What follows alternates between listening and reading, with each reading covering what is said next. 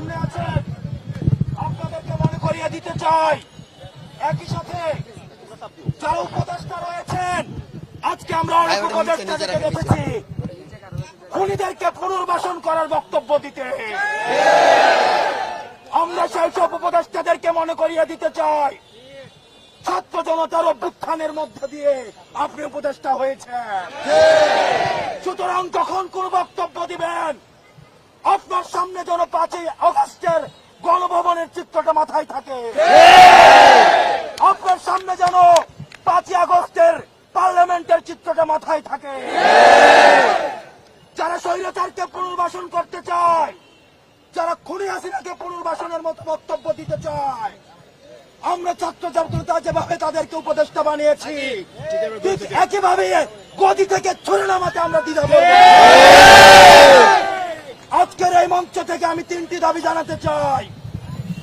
1 নম্বরে, যারা খুনিদেরকে পুনর্বাসন করার জন্য ব্যাকস্টেজে মেকানিজম করছেন, আপনাদের এই প্লটিং এর আমরা 20 দাঁত ভেঙে দিব।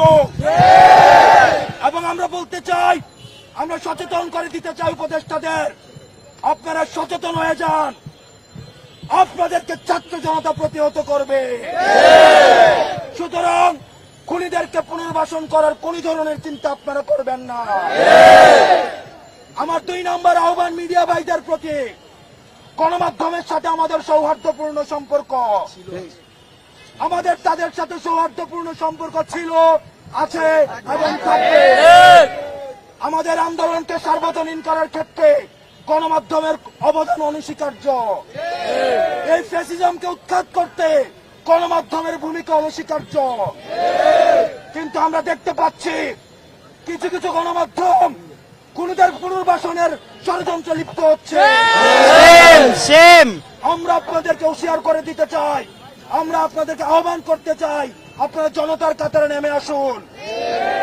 অথবা দেখা যাবে অনেক গণমাধ্যম কর্মীরা শেষ দিকে এসে তাদের বুমের মধ্যে তাদের যে মাইকটি থাকে সেখানে তারা নেমপ্লেটটা লাগিয়ে জনতার কাতারে নেমে আসতে পারেনি। সুতরাং আপনাদের জন্য সেই ভবিষ্যৎ না হয়। সর্বশেষ বলতে চাই, আন্তর্জাতিক অপরাধ ট্রাইব্যুনালে খুনি হাসিনাকে প্রধান আসামি করে এবং অন্যান্য যারা তার সহযোগী ছিল, এই ফ্যাসিজমের যারা ফুল সোলজার ছিল, তাদেরকে আসামি করে এই অন্তর্বর্তীকালীন সরকারের কাছে আমরা দাবি করছি, খুনি হাসিনাকে আসামি করে আন্তর্জাতিক অপরাধ ট্রাইব্যুনালে মামলা দায়ের করতে হবে। রক্তের দাগ এখনো শুকায় না, বাতাসে রক্তের গন্ধ এখনো যায় না, মেডিকেলে আহতরা কাতরাচ্ছে।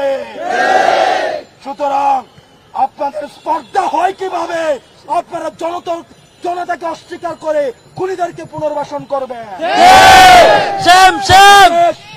যারা শিক্ষার্থী এখানে রয়েছেন, আমরা আপনাদেরকে বলতে চাই, ক্যাম্পাসে ছাত্রলীগের চলে আসা দখলদারিত্বের যে রাজনীতি, হল দখলের রাজনীতি, ক্লাসরুমের যে রাজনীতি, স্বৈরাচারকে ফুট সোলজার হিসাবে পালন করার যে রাজনীতি, এই রাজনীতি ক্যাম্পাসে পুনর্বাসন আর কোনদিন হবে না, কোন দলের মধ্যে দিয়েই হবে না। আমাদের এখন বিক্ষোভ মিছিল আমাদের এই রাজু ভাস্কর্য